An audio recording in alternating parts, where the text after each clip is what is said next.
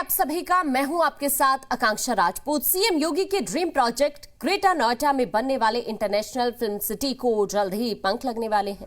दिसंबर तक film city का निर्माण कार्य शुरू हो जाएगा। इसको लेकर आज यमुना औद्योगिक विकास प्राधिकरण फाइनल डीपीआर सीएम योगी के सामने पेश करेगा। मुख्यमंत्री के साथ बैठक के बाद विश्व स्तरीय परियोजना का रूप तय होगा। सरकार और निजी डेवलपर मिलकर इसका निर्माण करेंगे। सीएम योगी को फाइनल डीपीआर सौंपने के बाद इसका वित्तीय प्रबंधन का मॉडल तय किया जाएगा।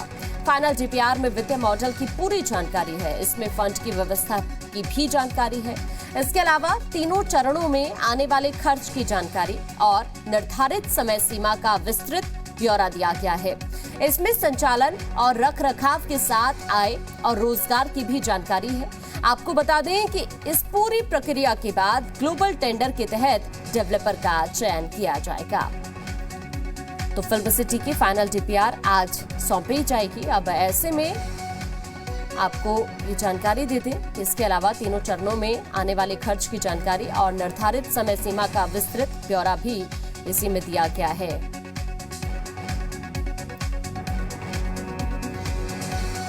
और ज्यादा जानकारी के लिए हमारे साथ हमारे संवाददाता मयूर हमारे साथ जुड़ गए हैं। मयूर, आज का दिन काफी अहम माना जा रहा है।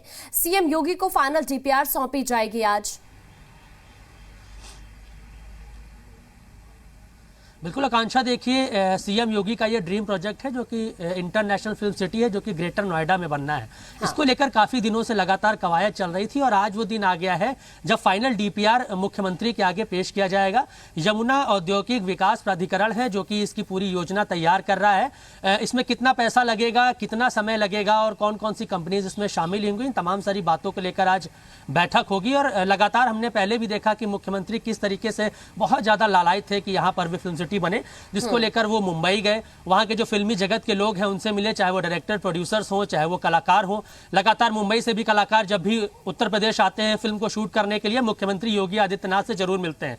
तो कहीं ना कहीं जो अप्रोच है योगी आदित्यनाथ का फिल्मी जगत में मुंबई में, उसका असर अब देखने को मिल रहा है कि जो नोएडा में है फिल्म सिटी बनने जा रही है।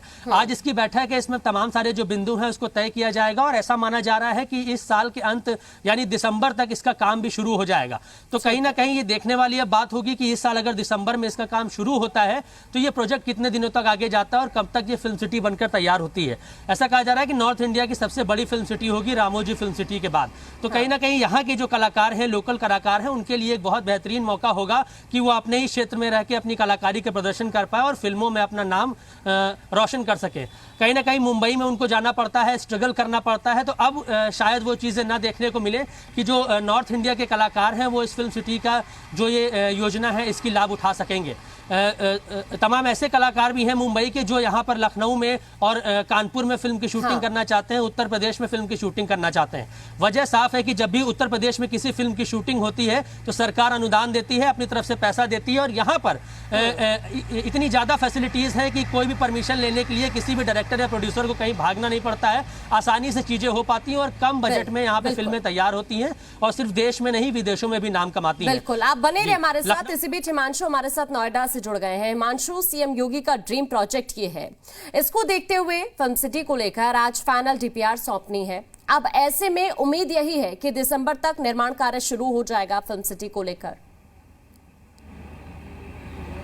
जी बिल्कुल आकांक्षा, मैं आपको बता दूं 1000 एकड़ में ये फिल्म सिटी बसाई जानी है। काफ़ी महत्वपूर्ण प्रोजेक्ट है, ड्रीम प्रोजेक्ट है उत्तर प्रदेश सरकार के सीएम योगी आदित्यनाथ का। और आज डीपीआर डिटेल प्रोजेक्ट रिपोर्ट उन्हें सौंपी जाएगी जिसमें विस्तृत जानकारी दी जाएगी। क्या पूरा स्वरूप होगा, थिएटर्स को लेके 3D 360 सेट की बात की जा रही है। इसके अलावा ग्राफिक्स की बातचीत की जा रही है, इंस्टीट्यूट बनाने की, अम्यूज़मेंट पार्क की, ये तमाम चीज़ें हैं जो उसमें इंक्लूडेड हैं। सारी चीज़ें डिटेल्ड होंगी और उसके बाद स्वरूप तय होगा। स्वरूप तय होने के बाद ग्लोबल टेंडर निकाला जाएगा जिसमें निर्माण कार्य शुरू किया जाएगा और उम्मीद है कि दिसंबर से ये निर्माण कार्य शुरू कर दिया जाएगा। ऑलरेडी कोरोना की वजह से ये प्रोजेक्ट काफ़ी डिलेड हो चुका है। उम्मीद जताई जा रही थी कि जल्दी इसको शुरू कर दिया जाए। और इसके अलावा आज जब ये डीपीआर सौंपी जाएगी, ग्लोबल टेंडर निकाला जाएगा, उसके बाद सरकार और प्राइवेट इंस्टीट्यूट मिलकर इसका निर्माण करेंगे और इसका स्वरूप जो है वो विश्व स्तरीय होगा ताकि लोग बाहर से आए देखने घूमने के लिए भी। और सबसे बड़ी चीज क्या है कि और इसको देखते हुए आज तस्वीर पूरी तरह से साफ हो जाएगी। हिमांशु, आपका शुक्रिया हमारे साथ जुड़ने के लिए। मयूर, आप हमारे साथ बने रहिए। आगे बढ़ते हैं, लखनऊ से बड़ी खबर आपको बताते हैं। पॉलिटेक्निक चौराहे के पास पुलिस मुठभेड़ में 9 बदमाश गिरफ्तार किए गए हैं। बदमाशों के पास से पुलिस को एक पिस्टल, 3 तमंचे और 3 बाइक बरामद हुई है। रात के अंधेरे में वारदात को अंजाम देने के लिए ये बदमाश जा रहे थे। उत्तरी जोन की क्राइम टीम और गाजीपुर पुलिस की संयुक्त कार्रवाई ये की गई, जिसमें रात के अंधेरे में पुलिस ने मुठभेड़ के बाद 9 बदमाशों को गिरफ्तार किया है। 3 बाइक इनके पास से बरामद की गई है। बताया जा रहा है कि ये किसी वारदात को अंजाम देने के लिए जा रहे थे और इसी बीच उत्तरी जोन की क्राइम टीम और गाजीपुर पुलिस की तरफ से संयुक्त कार्रवाई की गई और ये 9 बदमाश जिन्हें गिरफ्तार किया गया है, इनके पास से 3 तमंचे, 1 पिस्टल और 3 बाइक बरामद हुई है। तो ये बड़ी जानकारी है लखनऊ से, जहां मुठभेड़ में 9 बदमाशों को गिरफ्तार किया गया है। रात के वक्त किसी वारदात को अंजाम देने के लिए ये जा रहे थे। को अपने मुखबिर के द्वारा ये सूचना प्राप्त हुई कि मुंशी पुलिया के पास 3 बाइक में 3 सवार हैं जो कि आपस में बातचीत कर रहे हैं और जिनका हुलिया उन लोगों से मिलता है जिन्होंने 1 मार्च के दिन गाजीपुर की डकैती को अंजाम दिया था। और उनको देख के ऐसा लग रहा है कि वो अभी भी कोई बड़ी घटना को अंजाम देने जा रहे हैं। इस सूचना की मिलते ही जैसे हम लोग को ये सूचना प्राप्त हुई, क्राइम ब्रांच की टीम और गाजीपुर की टीम को पॉलिटेक्निक के लिए रवाना किया गया, क्योंकि वो लोग सर्विस रोड की तरफ से आ रहे थे। तो क्योंकि सर्विस रोड पॉलिटेक्निक में आके खुलती है, तो वहीं पे हम लोग ने अपना बैरियर लगा के चेकिंग अभियान शुरू करवाया और इन लोगों को मौके से जब पकड़ने की कोशिश की गई तो इन्होंने अपनी तरफ से फायरिंग स्टार्ट कर दी। ये सब बाइक में थे, हमारी जो टीम थी वो गाड़ी में थी। इन्होंने जब फायरिंग स्टार्ट की तो जान से मारने की नियत से जो फायरिंग इन्होंने की, तो उसके बदले में हमारी तरफ से भी जवाबी फायरिंग हुई, लेकिन किसी को अभी तक कुछ पुख्ता नहीं है कि किसी को लगी है या नहीं लगी है। अभी सबको भेज दिया गया है यहाँ से, अभी चेक किया जा रहा है। हमारी गाड़ी में गोली लगी है, जो एसएचओ की गाड़ी थी जो पीछे से दौड़ा रही थी, उनको एक गोली लगी है गाड़ी में। और बाकी अभी और जानकारी की जाएगी कि और कौन कौन सी घटनाओं में इनकी संलिप्तता थी। और ज्यादा जानकारी के लिए लखनऊ से हमारे संवाददाता मयूर हमारे साथ बने हुए हैं। मयूर, मुठभेड़ में 9 बदमाशों को गिरफ्तार किया गया है, अपडेट क्या है?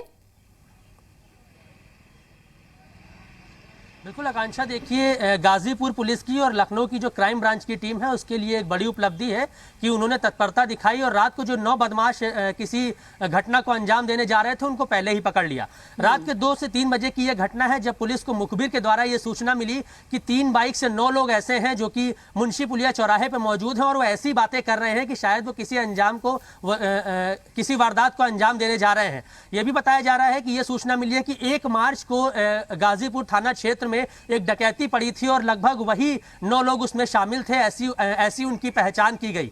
मुखबिर ने सूचना दी, पुलिस ने कॉम्बिंग की और मुंशी पुलिया से जब पॉलिटेक्निक की तरफ आते हैं सर्विस लेन पर, वहां पर बैरिकेडिंग लगा के चेकिंग करने की कोशिश की तो 3 बाइक से जो 9 बदमाश थे वो आ रहे थे, जिनको रोकने की कोशिश की गई और उन्होंने पुलिस के ऊपर फायरिंग कर दी। वो भागने लगे, फिर पुलिस ने उनको दौड़ाया तो जो गाजीपुर थाने की एसएचओ की जो रहते इन्हें गिरफ्तार कर लिया गया 9 बदमाशों को। ये बड़ी सफलता के तौर पर देखा जाए। शुक्रिया आपका तमाम जानकारी पहुंचाने के लिए। आगे बढ़ते हैं, बात कौशाम्बी की करते हैं, जहां पर नेशनल हाईवे 2 पर टोल प्लाजा के पास पुलिस ने 25,000 के इनामी गौ तस्कर को मुठभेड़ के बाद गिरफ्तार किया है।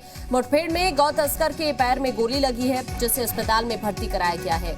आरोपी गौ तस्कर पिछले कई महीने से फरार चल रहा था। आरोपी पर 40 से ज्यादा केस दर्ज है।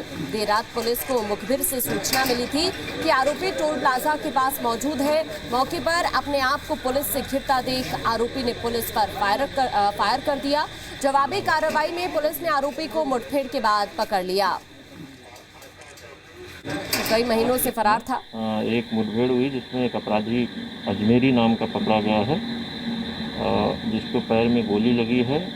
उसके बारे में जानकारी की गई है तो पता चला है कि वो जिले का चिन्हित माफिया है, टॉप-10 अपराधी है। 25,000 का इनाम था उस पूर्व से और वो अभ्यस्त अपराधी हो गया था। लगभग 2 दर्जन से अधिक उसके मुकदमे हैं और मुकदमे दिखाए जा रहे हैं कि कितने उसके क्लियर कट मुकदमे।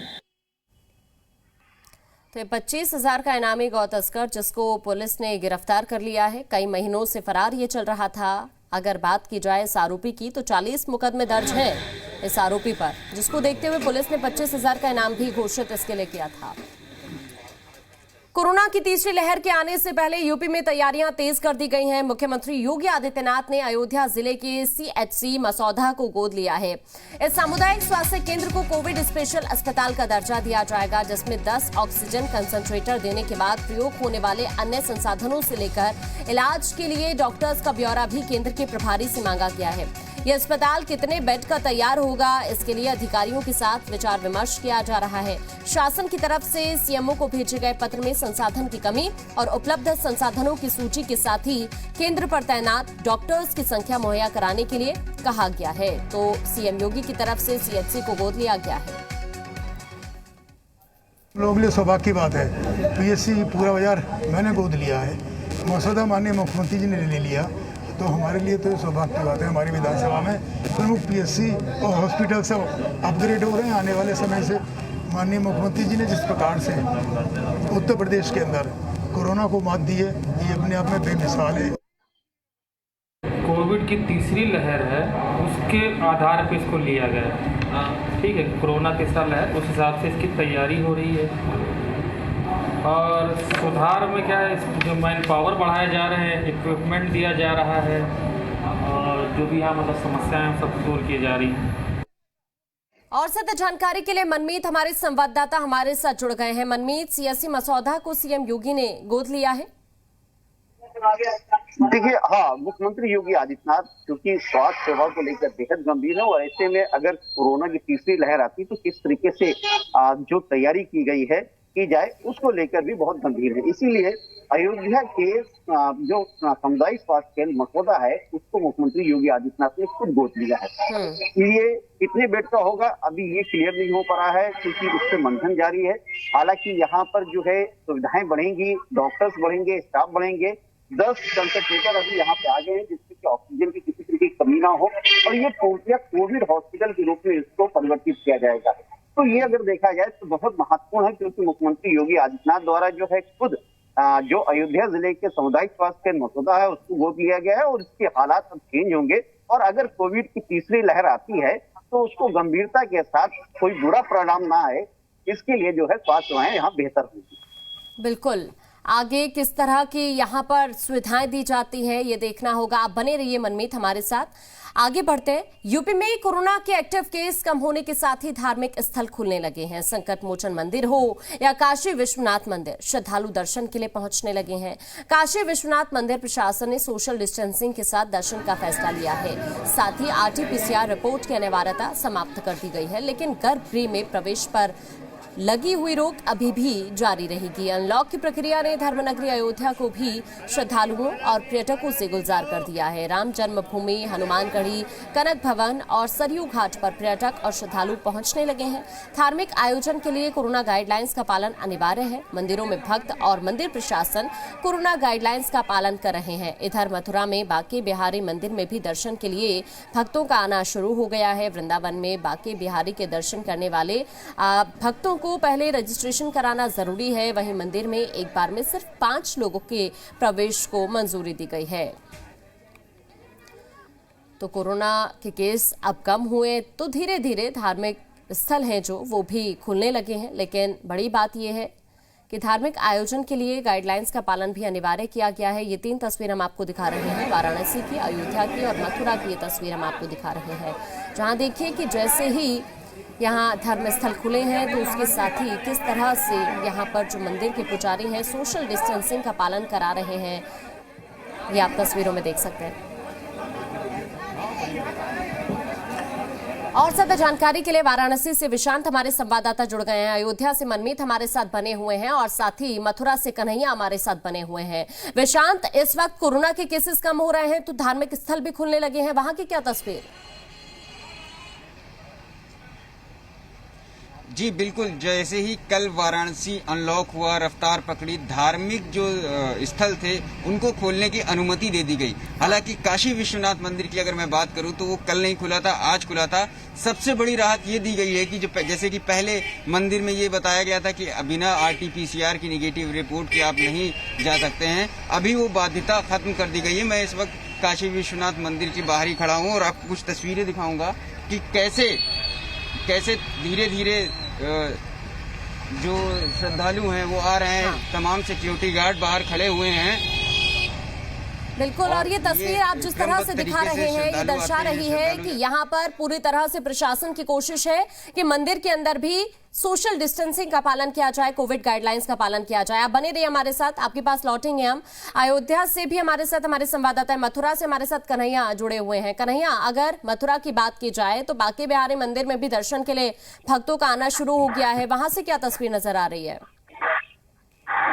जी बिल्कुल, क्योंकि मथुरा में वृंदावन, गोकुल, नंदगांव, बरसाना, मथुरा सभी मंदिर धार्मिक स्थलों को खोला गया है। जिस तरीके से वीकेंड लॉकडाउन लगाया गया है, शनिवार और इतवार 2 दिन भक्तों को दर्शन नहीं मिल पाते, 5 दिन भक्त रोजीना की तरह आते हैं और दर्शन कर सकते हैं। और बांके बिहारी मंदिर की बात करें तो बांके बिहारी मंदिर में प्रोटोकॉल के तहत पहले से ही रजिस्ट्रेशन की प्रक्रिया रखी गई है। साथ ही जो स्थानीय लोग हैं वो अपने आधार कार्ड के माध्यम से अपना दर्शन के लिए एंट्री कर सकते हैं। साथ ही और मंदिर है, जैसे गोवर्धन गिरिराज महाराज का मंदिर है, या बलदेव है, दाऊजी है, गोकुल है, बरसाना है, तो वहां पर मंदिरों में सीधी तरीके से दर्शन कराए जा रहे हैं। वहां पर कोई रजिस्ट्रेशन प्रक्रिया नहीं है। हम गोवर्धन के गिरिराज महाराज बुखारबिंद मंदिर पर मौजूद है, जहां पर श्रद्धालुओं को 4 से 5 की संख्या में एंट्री दी जा रही है। और ये बहुत जरूरी है क्योंकि अभी हम कोविड के हालात से धीरे धीरे बाहर आ रहे हैं निकलकर। अयोध्या की अगर मैं बात करूं मनमीत, तो वहां से इस वक्त क्या तस्वीर नजर आ रही है? क्या धार्मिक स्थलों पर कोविड गाइडलाइंस का पालन हो रहा है?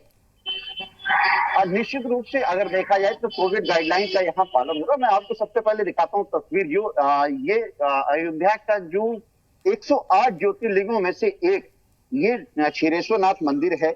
इससे पहले लगभग 2 महीने तक यहाँ ये कपाट बंद थे, सिर्फ अंदर पूजा पाठ हो रही थी। हाँ। लेकिन अब आप देख सकते हैं कि यहाँ पर अब श्रद्धालुओं का आना शुरू हो गया, और ये श्रद्धालु जो हैं स्थानीय भी हैं और बाहर से भी आए हुए हैं। तो ये कहा जाएगा कि जो कोरोना गाइडलाइन का जो पालन किया जाना चाहिए वो अक्षर सा पालन हो रहा है। जो गर्भगृह है, गर्भगृह के अंदर जहाँ भगवान की पूजा अर्चना की जाती है, वहां पर 5 से ज्यादा श्रद्धालु अंदर बिना मास्क के नहीं जा सकते। बिल्कुल, हम भी यही बार बार अपील लोगों से कर रहे हैं कि वो खुद भी ध्यान रखें। मंदिरों में किस कदर कोविड गाइडलाइंस का पालन हो रहा है, तस्वीरों में हमने देखा। शुक्रिया आप सभी का हमारे साथ जुड़ने के लिए, तमाम जानकारी पहुंचाने के लिए। और फिलहाल वक्त है ब्रेक का।